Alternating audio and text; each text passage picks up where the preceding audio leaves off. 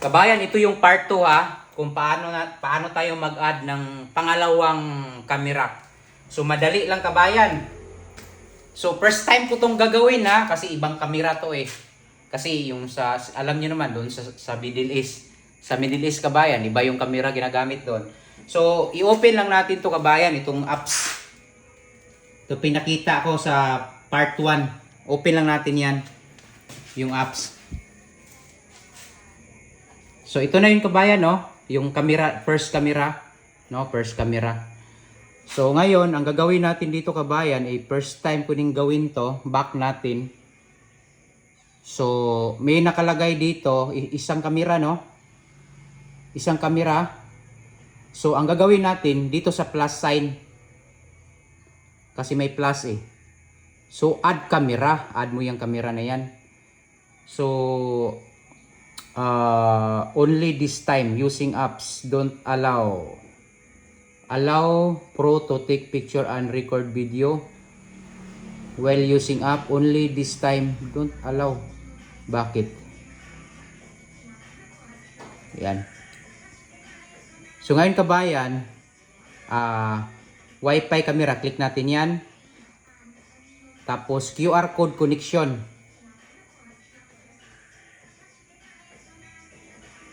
So open muna natin yun. Naghingi siya ng ano, yung location. Open natin location. Saan location?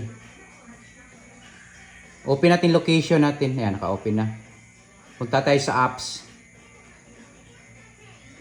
So ito, lagay natin ito yung password, Wi-Fi ko. So lagay kong password sa Wi-Fi ko ha. Saglit lang kabayan, lagay ko. Lagay ko yung password.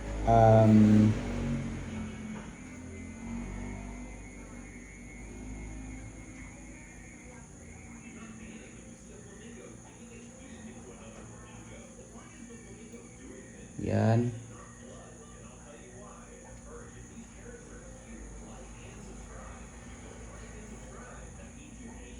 So nalagay na yung password kabayan. So click natin yung confirm. Oh. Yan kabayan.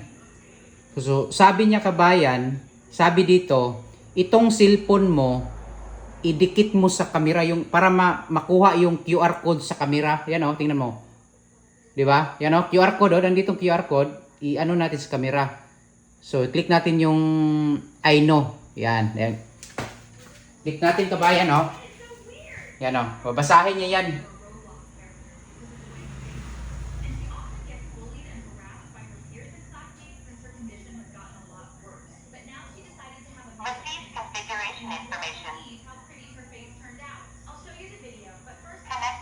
Yan, connecting.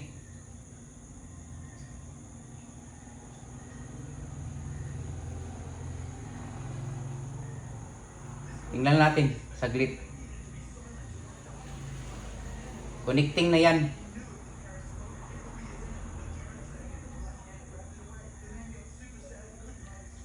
So, connect natin.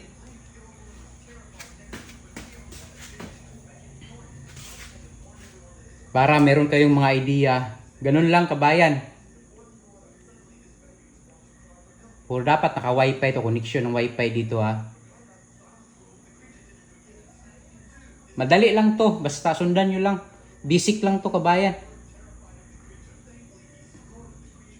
Ako kasi sanay na din ako sa mga ganito kasi sa Saudi pa lang. Grabe na yung mga ano ko doon.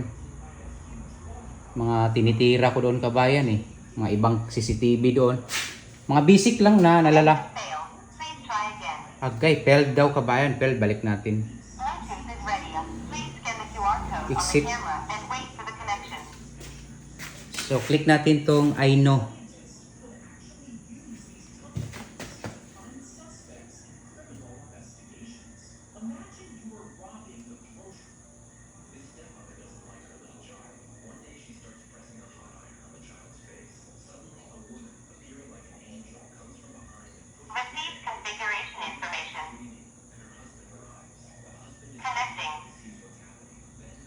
Yan, connecting na.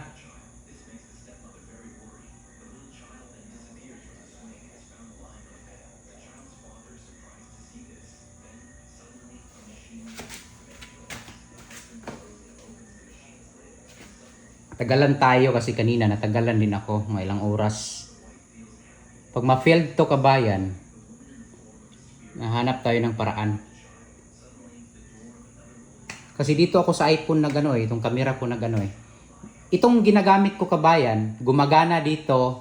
Itong camera na ginagamit ko ito, gumagana dito. Gumagana din dito sa cellphone ng asawa ko. Isa lang yung yung password at saka yung email na ginamit ko. Kahit sino pwedeng mag-connect.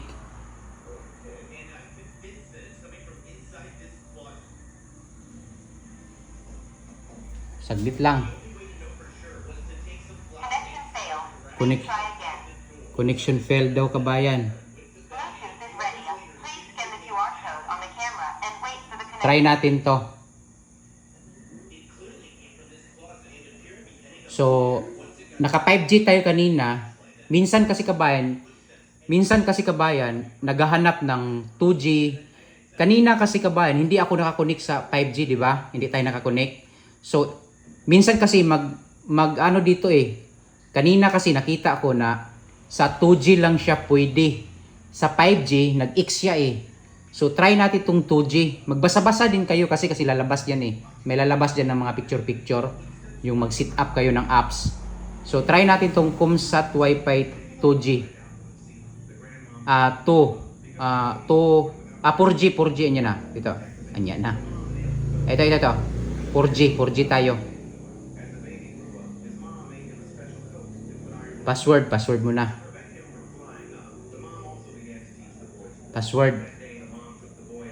Kunin ko muna password.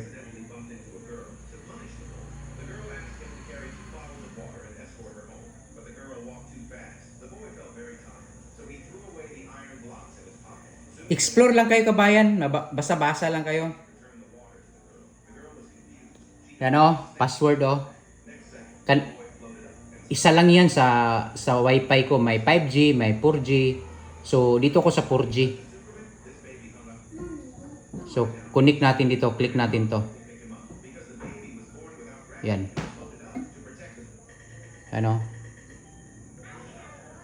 Lumipat siya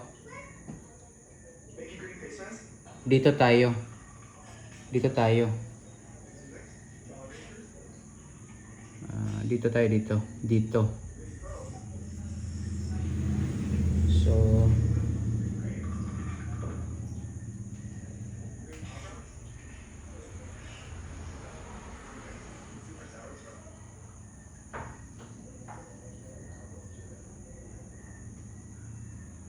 So, dito tayo. Again.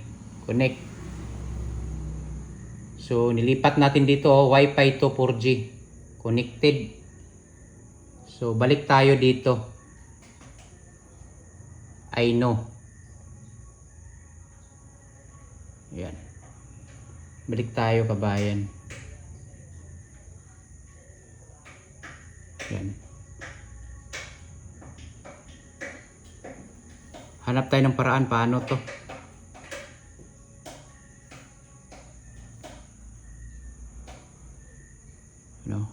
Connect to EP hotspot.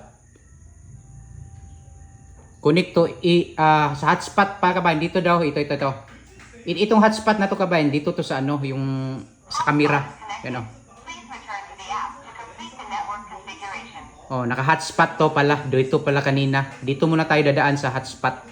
Kasi hindi tayo nag-wifi kanina Nag-hotspot tayo, lumipat tayo kasi nga hindi tayo makakonect doon. So, balik daw tayo sa dito. Yan. Basta kayo kabayan, makinig. Connecting na. Makinig lang kayo doon sa camera.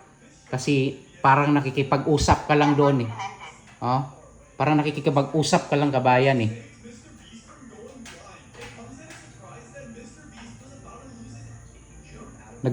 yun parang nakikipag-usap ka lang sa camera ba. Yan Kanina nag-wifi tayo nag-hotspot tayo. Meron kasing option Pag hindi gagana sa hotspot, hindi gagana sa wifi, may mga kasi diyan, mga option pa. Pakita ko sa inyo mamaya kung makita pa ba. Makinig lang tayo yung sinasabi niya doon, yung camera. Ayan oh, okay na. So, lumabas dito. So, may nag-ano living room, bedroom, study, kitchen. Kitchen to eh. Kitchen. Tapos, view device. Yan. Oh, nandito na kabayan oh. Ayan na oh. Click natin dito. Ito ba yun?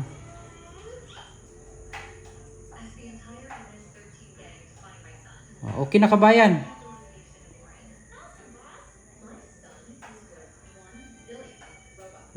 Yan.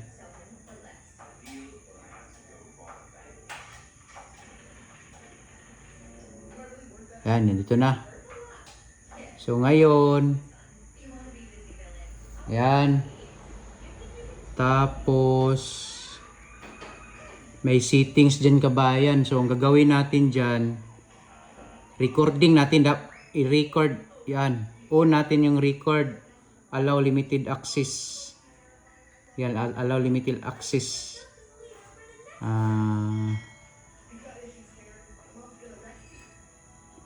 Record.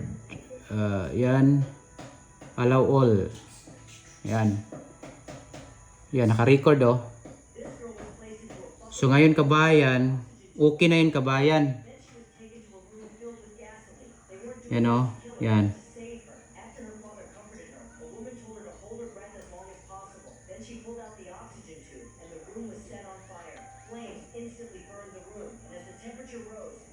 Dito tayo kabayan oh.